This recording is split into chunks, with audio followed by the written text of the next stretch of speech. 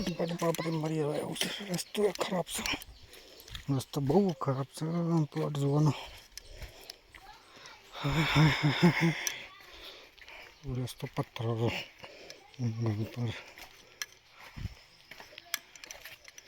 જોવાનું કેટલું થાય કાદો છે.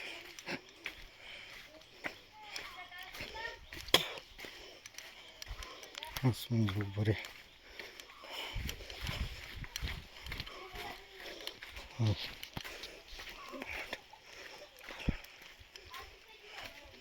પ્લોટ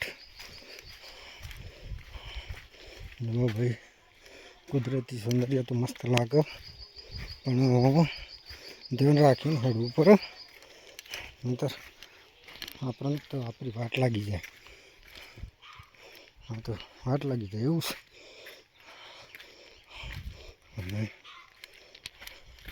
જુઓ મસ્ત લાગે છે, હળવાનું કાઠું છે, આખું ડુંગર સર્યો જોયું.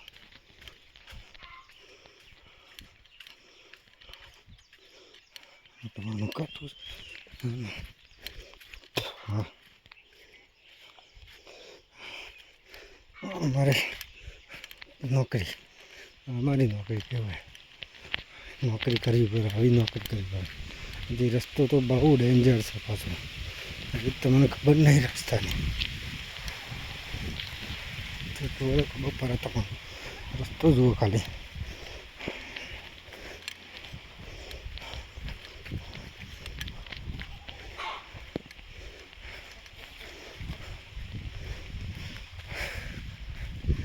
એક વખત તો પડતા પડતા રહી ગયો,